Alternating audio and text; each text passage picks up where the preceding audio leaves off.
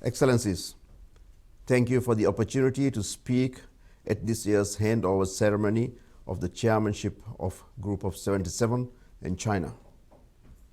I commend Guinea for its able leadership of the group through a challenging year.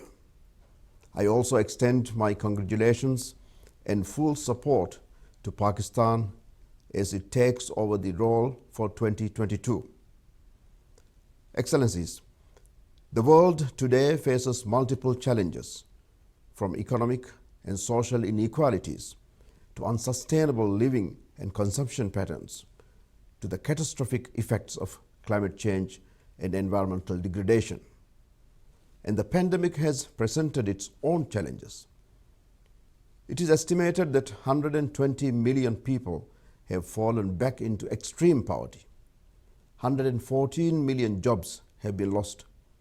Tax revenues, foreign direct investment, and trade and remittances have all decreased, and debt vulnerabilities have increased along with the rise in debt levels.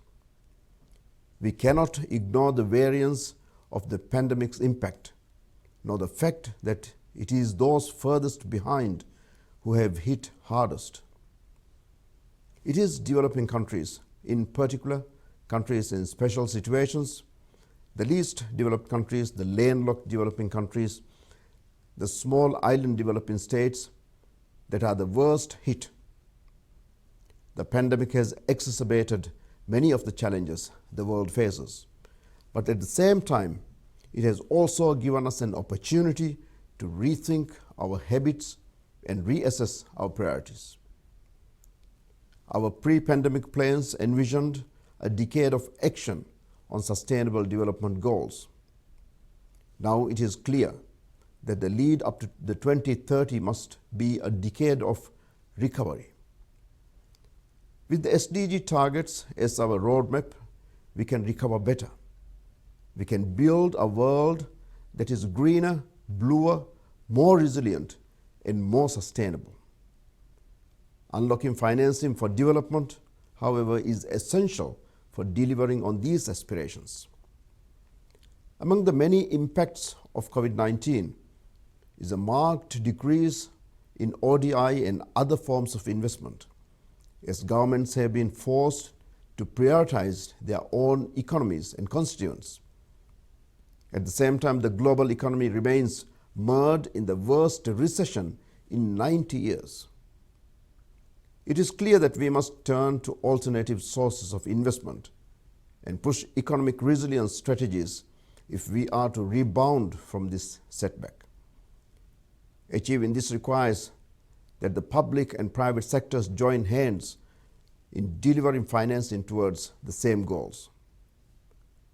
Consider that in recent survey of the 300 large investment firms, only 13% of their investments align with the SDGs.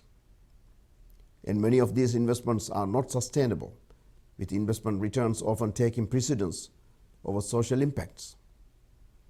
We must prioritize sustainability in our recovery and beyond. By reorienting economic practices in a more climate and environmentally friendly direction, we can make a lasting difference. We must also take meaningful action to tackle debt sustainability and other financial vulnerabilities.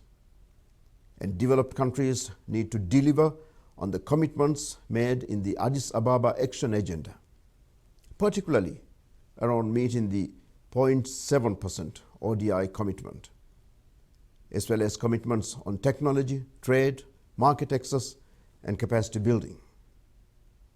Likewise, the delivery of the promised $100 billion or more in annual climate finance is essential. This will help boost jobs and economic growth and contribute to greening the economy. Related to this is the need to support those vital sectors that have been hardest hit. One such example is tourism, where entire industries and hundreds of thousands of people have seen their livelihoods dry up. The World Tourism Organization estimates that international tourism and its closely linked sectors suffered an estimated loss of $2.5 trillion in 2020 due to direct and indirect impacts of steep drop in international tourist arrivals. For those countries that are heavily reliant on tourism, including small islands, the economic fallout has been catastrophic. Resolving all of these challenges requires us to bring this pandemic to an end. This means that we must walk the talk on vaccine equity and ensure that vaccines are universally available to everyone, everywhere.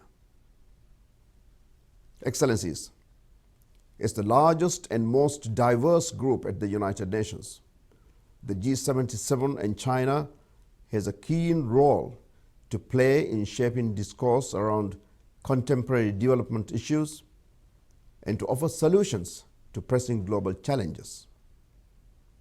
Access to vaccines, unlocking climate finance, mitigating debt burdens, including by debt restructuring, and financing a resilient recovery, including in at-risk sectors such as tourism, are all areas where the G77 can and should lead, and where developing countries must continue to stand together in solidarity.